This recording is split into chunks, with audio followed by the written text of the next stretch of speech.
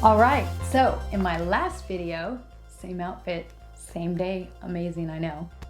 In my last video, I shared with you my 100 head challenge flip through from 3 years ago. If you want to see the 100 head challenge that I did 3 years ago, you can check out here. I just done the flip through this last week, even though it's kind of old. And today I'm going to be sharing with you the 2 heads that I have done in watercolor so far. And if you want to see all the knowledge I've gained over the last 3 years, hopefully gained over the last 3 years, you can consider subscribing and join me for the journey that I'll be having through these 100 heads. I'm going to be putting them up probably in 2s or 3s, maybe more, who knows? But today it is just these 2. And I'm going to be bringing in this book a bit. This is the book that I'm working with and getting tips and information from. I'm going to be working through it, so you'll get to see snippets of this if you'd also like to see this book. It's called Beginner's Guide to Creating Portraits, Learning the Essentials and Developing Your Own Style. I keep talking about style, even though I made like a whole video saying like, is style even important? But it keeps coming up, so apparently it is, despite my belief that it's well, I guess my main argument is just like it's going to develop naturally and you don't need to worry about it. It keeps coming up because people talk about it constantly, so it's written on this book. So that's why we're talking about it.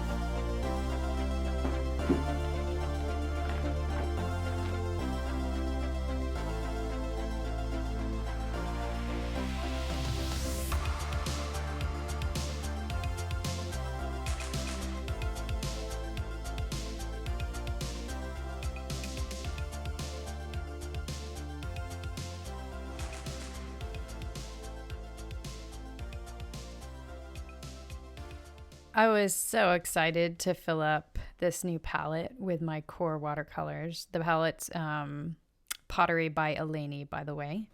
I'll leave a link in the description if you like it. I've been really excited to fill up a palette with Qor watercolors because they move really quickly across the page, so they're not super useful for smaller work or for sketchbook type stuff. You don't really get the full benefit unless you're using 100% cotton paper and a pretty big paper, or at least surface area at that. I have them in a portable metal palette, but I wanted to put them in a ceramic one for the studio because that's where they shine the best, in my opinion. I really like mixing up these 2 colors. Sometimes I like to do a true yellow, like a lemon yellow instead. But I like how this one turned out because I really like peach, burnt orange, anything in the pinky orange range is my favorite. I have not painted portraits in so long, so I really missed getting to do this. I've also missed getting to use a really big brush and move the watercolor all over the page. And I can't wait to get back to it and do some more because since painting this portrait, I have been painting smaller watercolor animal portraits on damaged paper because I'm trying to use it up and I'm mostly putting colored pencil on top of it and not doing too much watercolor with it. They're what I'm doing for the Undying Tales project, where I will be painting 30 different endangered species for my October challenge. I feel like such a real artist whenever I do wet and wet, even if I have no control or it goes all over or doesn't do what I want. It just feels like it's so fun and feels very professional, like I have skills or something to let it go so wild and feel safe. And it is safe to let your paint go all over if you can lift it. And lifting depends on whether or not it's dry, obviously, and then also the pigment that you're using. So some pigments are easier to lift than others. And the one that I was using here was okay, mostly because it was the second layer. So the first layer is the hardest to lift because it can reach most deeply into the page. The second layer, third, fourth, fifth, those tend to be the most easy to lift. And if you're using a pigment that isn't staining, your first layer can be easy to lift. But none of the pigments I used were not staining. These are all the pigments here, and you can see this symbol at the very bottom of each of them is a circle, and it's either fully filled dark or half filled, and so they're all staining. So that isn't why I was able to lift them. So I went ahead and waited for that to dry, and I started on my second portrait. So because watercolor takes a really long time to dry, especially if you're doing it on a pad, at least in my experience, it seems like the thicker the paper, or if you're using a pad of watercolor paper and you have many layers, so the layer underneath, I'm assuming, gets wet, it'll take a really long time to dry. So I like to do my paintings in batches because I tend to not do very large paintings. I tend to do this is actually pretty big for me. But I would like to work larger. It just hasn't happened yet. I'll buy myself a big pad of paper and say like, whoa, I am going to paint large, and then I end up dividing the paper and painting small hand size portraits or smaller. When I first started studying how to do portraits, I was amazed by how people were able to think in layers. I really couldn't fathom how they did it. I would watch videos over and over, trying to absorb what they were doing, not really knowing if I was picking any of it up, if I was conscious of it. I can see that where the painting is right now. You know, I'm looking back at it as I do this voiceover, and I see things really differently than when I was in the process. And it doesn't look anything like my reference photo, especially the eyes. The eyes look very strange, very different from the reference photo. But I was able to trust the process. I wasn't stressed much at all, even when the colors are going places that I would rather they didn't go, or I feel like I've made an area too dark or too light. Even when I realized like, oh, I hadn't lined the eyes up evenly, none of it really stressed me out because I know I can fix it. And I found that with anything that you do, any makery sort of thing, whether it's fine art or making clothing or building a piece of furniture, one of the most important things you need to know is how to fix your mistakes, because mistakes will be made. You can enjoy the mistakes and say like, oh, that wasn't intentional, but I really like how it turned out. Or you can say, oh, I don't like how that turned out. It's not working at all. It's not what I envisioned, and I will be making modifications to get it to a place where I like it better. And that certainly happened with this painting. It was the first time I had painted in a really long time. And so I was really rusty. I just felt like I didn't have like a real plan. So my instincts definitely took over, which I think is a really good thing. I think it's really great when you're not maybe mentally planning everything and you're just like, okay, so I'm going to do A, B, and C, and we'll just see what happens, and you go for it. And that's kind of what happened with this painting. And then because I wanted to do colored pencils in the end, and that's not a workflow that I'm familiar with. I'm not used to doing watercolor and then colored pencils, but I'm very familiar with colored pencils. I used them for a really long time in high school. So they're very much a part of my muscle memory, and it wasn't too hard to bring in the colored pencils and, you know, kind of fix most of my mistakes because it's an opaque medium you can layer on top. So this particular portrait, I decided to do monochrome. I wish I'd used two different colors, a darker blue, because I didn't feel like it got dark enough for my taste, but I still love how it turned out. And here I'm lifting the color. This is if I can remember correctly, a medium staining pigment, but I'm lifting it so quickly. Like, I'm not giving the paper any time to dry, so I'm able to pull it out.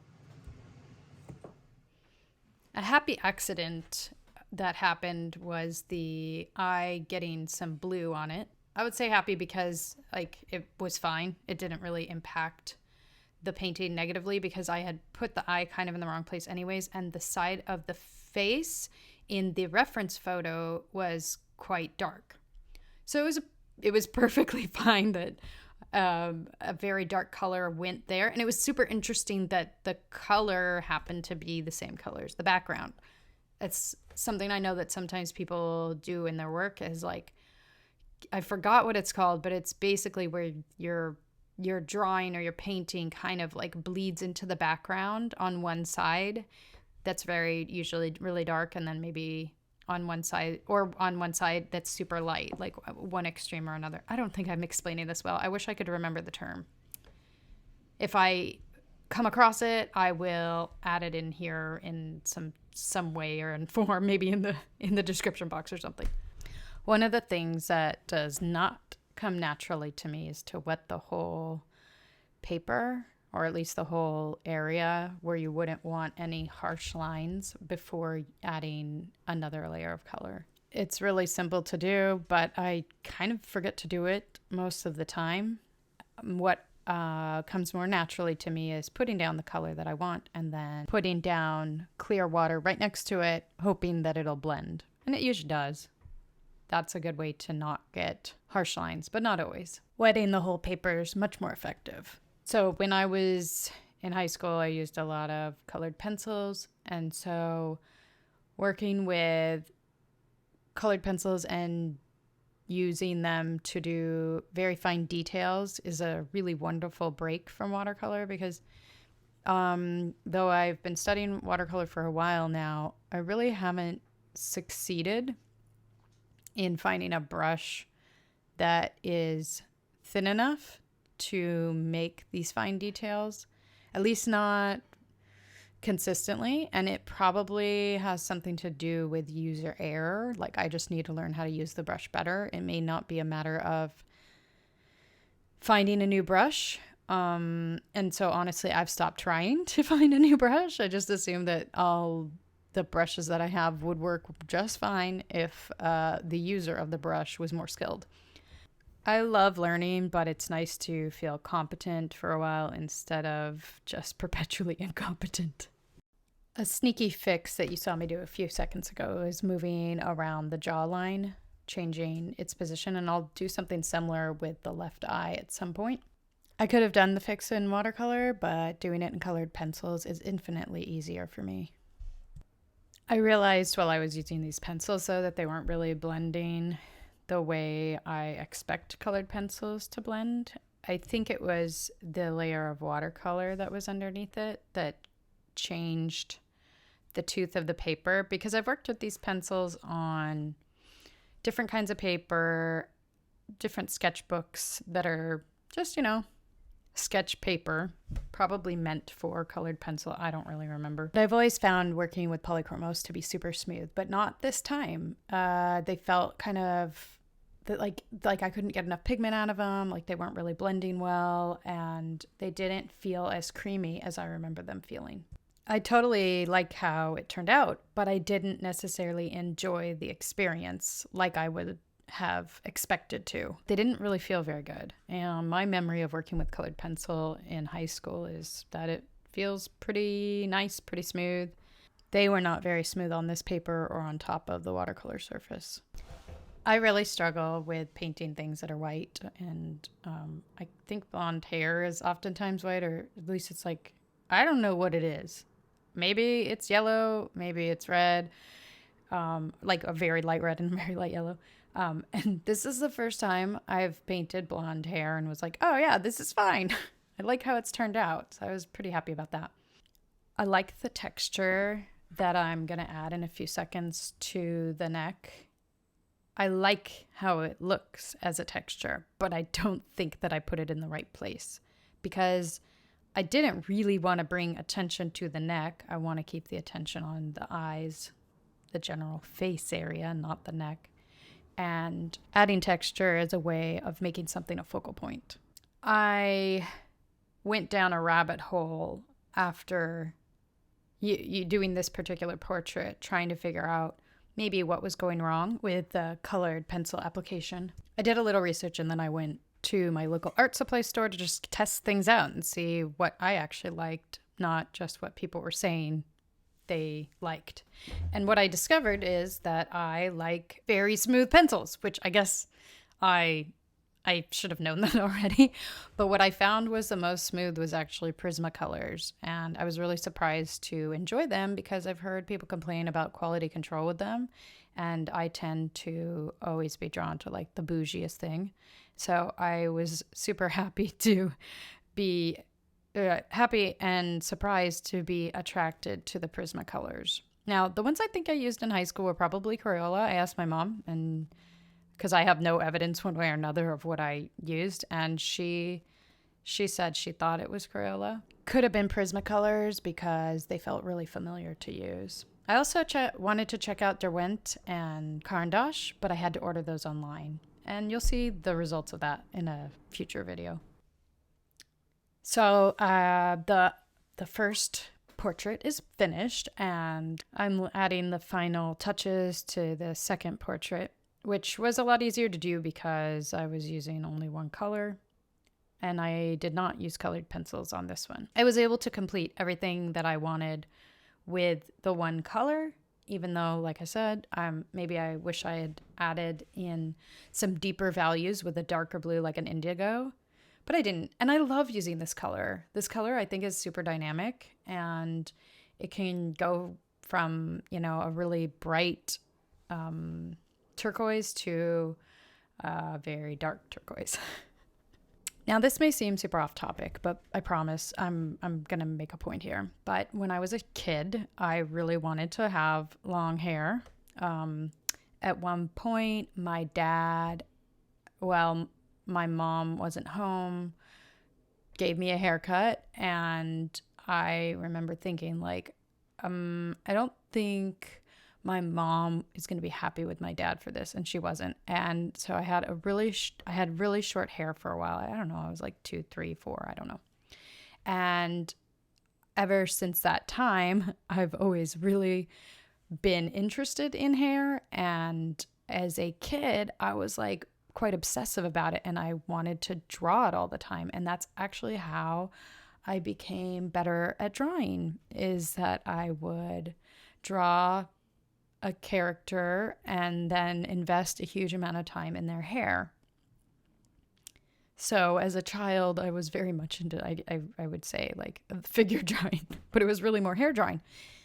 And I find now that drawing hair is one of the hardest things that I've tried to do. I don't know what kind of block that I have. I mean, I still like hair well enough. I like my hair to be long. I like other people's hair to be long. I love seeing what people come up with, what they do with their hair, the different styles that they choose, even if it's a short one. I don't know. I just think hair is still really interesting, but like drawing it, I just find so challenging.